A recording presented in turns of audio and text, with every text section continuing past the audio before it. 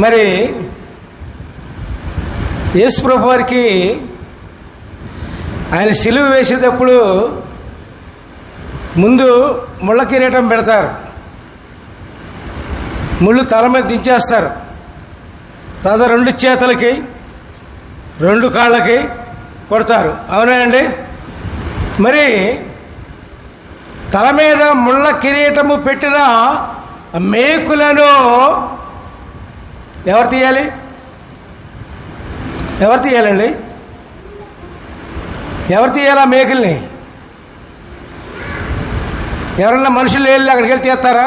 ఆయన ఉన్నాడా? లేడుగా. ఎవరు తీయాలి చెప్పండి? మీ మనసు ఎంతవరకు వెళ్తుందో చూద్దాం. ఎవరు తీయాలి చెప్పండి నాకు. మనమే తీయాలి. దేవునికి స్తోత్రం. మన చెడ్డ ఆలోచనతో ఉన్నటువంటి మన మనస్సును కలుషితం లేకుండా చేసుకుని ఉంటే అప్పుడు వేసే ముళ్ళ కిరీటాన్ని తీయడానికి అవకాశం ఉంటుంది. ప్రియులారా, ఆయనకి లేదు, ముళ్ళ కిరీటం లేదేక. ఆ ముళ్ళ కిరీటం తీసేది, ముళ్ళ కిరీటంలో ఉన్న మేకుని తీసేది నువ్వే.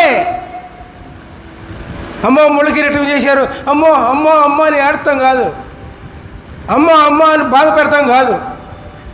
అమ్మో ఏసాకు ముళ్ళ కిరీటం కొట్టారే, ముళ్ళ కిరీటం కొట్టారు, అమ్మో అమ్మో అమ్మో ఎంత కొట్టారు, అమ్మో అమ్మో అని బాధపడతాం కాదు. నువ్వు తీయాలి. ఆయన ముళ్ళ కిరీటం చేత కొట్టబడినటువంటి ముళ్ళను నువ్వే తీయాలి. అర్థమైందా? ఎట్లా తీయాలి?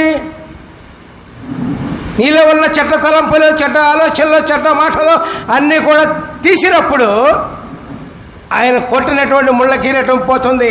దేవునికి స్తోత్రం. హల్లెలూయా. Praise the Lord. అర్థమైందా అండి?